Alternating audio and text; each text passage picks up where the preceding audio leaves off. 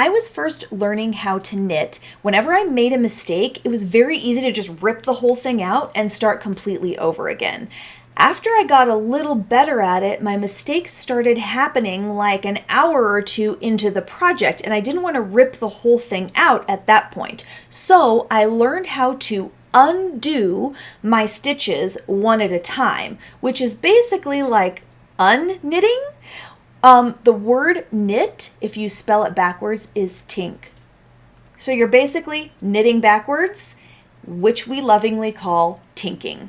I have been watching Queen Charlotte while trying to knit some socks, and I was supposed to be doing ribbing on the cuff, and because the episode was so good, I just started straight knitting instead of knit, purl, knit, purl.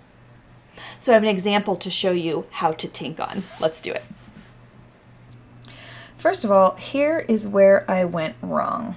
So if you look at these stitches here, this is a knit and a purl and a knit and a purl and a knit and a purl.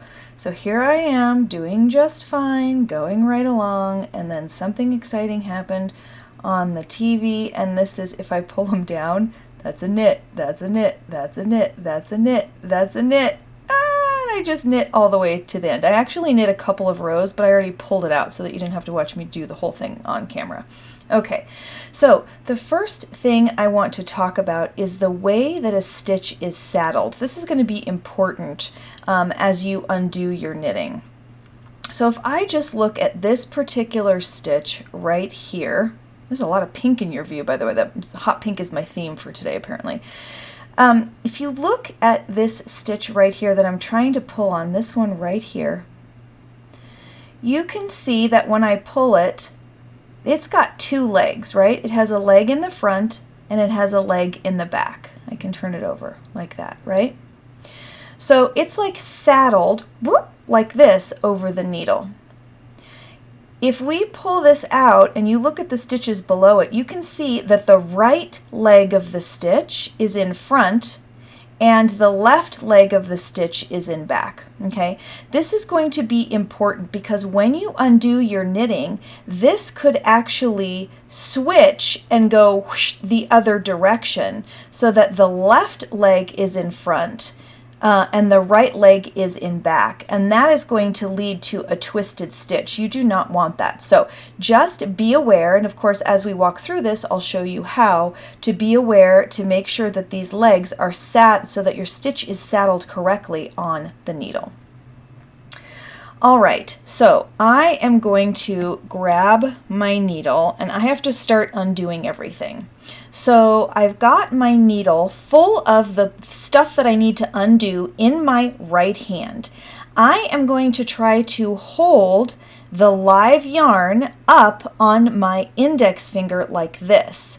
The reason why this is important is when you pull on that, it kind of puts a big gap in the stitch below it. See that? There's a hole right there. I'm going to put my nail through it.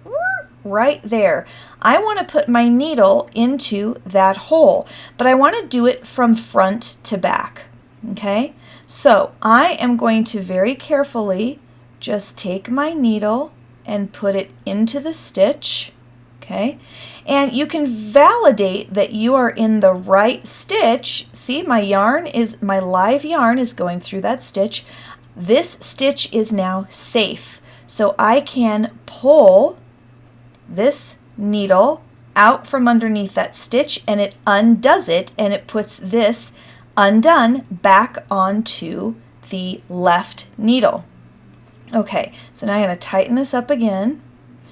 And I am going to just pull here, and you can see it's easier on a knit row. See how this is a stack of knits? The purls are a little more difficult to see, but this is a knit row.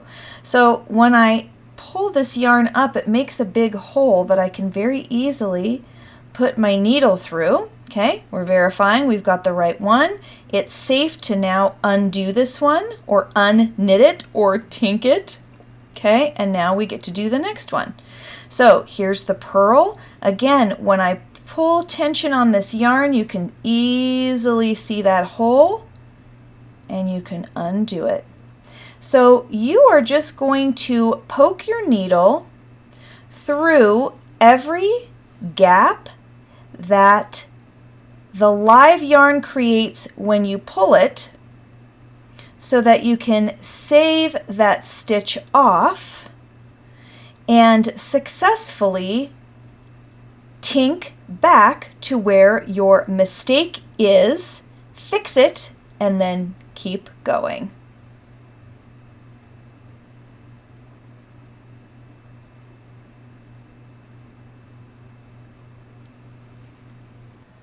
And that is how you unknit one stitch at a time until you can get back to your mistake. I know it's tedious.